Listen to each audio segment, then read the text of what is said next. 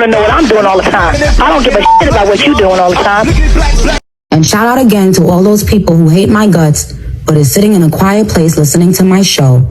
You are obsessed and sick, okay? Okay, I'll be right back. Let's get into something else. All right, today we're diving into a really passionate and, frankly, provocative identity movement that's gaining a lot of traction online. Foundational Black Americans, or FBA. It's a viewpoint that's basically redrawing the lines of who's who in the Black community in America.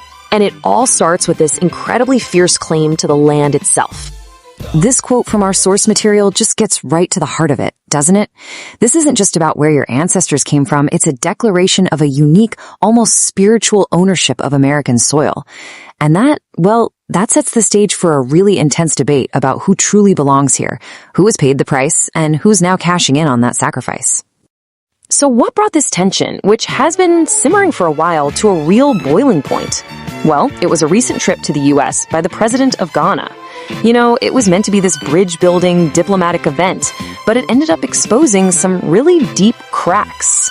What was supposed to be a tribute to a shared ancestry was seen by the speaker we're analyzing as a total slap in the face.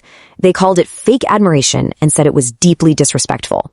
The argument was that this was just a hollow gesture from a leader who, in their view, hasn't even taken care of his own people, let alone properly honored the very specific struggles of Black Americans. But that whole diplomatic blow-up, it's really just the tip of the iceberg. It's a flashpoint for a much bigger, much more serious set of accusations that the source levels against Black immigrants. And it frames that relationship not as one of solidarity, but one of, well, exploitation. To really get this viewpoint, you got to understand the specific language being used. The speaker uses this word, tether, to describe Black immigrants. They're defining them as people who attach themselves to the FBA struggle in order to grift, or, unfairly cash in on the political and social capital that was built by generations of Black Americans. This slide really lays out the stark contrast the speaker is drawing. On the left, you've got foundational Black Americans, defined by their direct family line back to slavery and their central role in the fight for civil rights.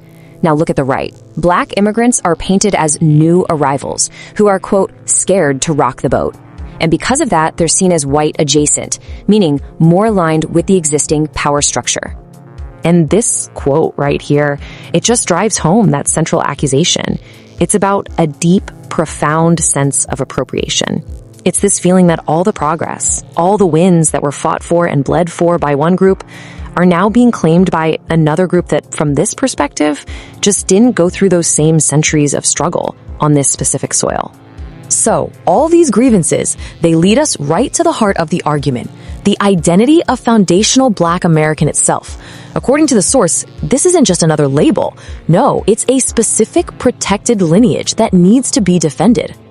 A key idea here is delineation. The speaker is basically arguing that they have to draw a hard line in the sand. In their view, the term African American has become way too broad. It's so broad that it lets other people get access to resources and recognition that were meant specifically for the descendants of American slavery. And that, they argue, just waters down their claims and erases their unique history. Okay, so let's break down the core beliefs of the FBA identity, at least according to this source. First, it's not a club you can join, it's a bloodline. It's exclusively for people who are descended from those who survived chattel slavery and Jim Crow, right here in the United States. And that shared experience, the speaker says, has created a kind of spiritual DNA, a deep, unbreakable ancestral bond to the American land itself. And this personal story just illustrates the point perfectly. The speaker grounds his whole identity in their own family, saying their great-grandmother never, ever identified as African. And this anecdote is used to hammer home that core idea, that FBA is a uniquely American identity, forged right here and totally separate from any recent connection to the continent of Africa. Okay, this brings us to what is maybe the most profound and honestly game-changing claim of the entire FBA viewpoint. The argument goes way beyond the history of slavery. It asserts a much deeper, much more ancient connection to the land, one that they say was here long before any ships arrived. So here it is. The core assertion is that foundational Black Americans aren't descendants of people brought to a foreign place, but that they are, in fact, the original indigenous people of America. I mean, this is a complete rewrite of the historical narrative. It suggests a black presence on this continent that predates Christopher Columbus, European colonization, and the entire transatlantic slave trade. So, what's the evidence for this huge indigenous claim? Well, the speaker points to phenotype, basically the physical appearance of their own relatives.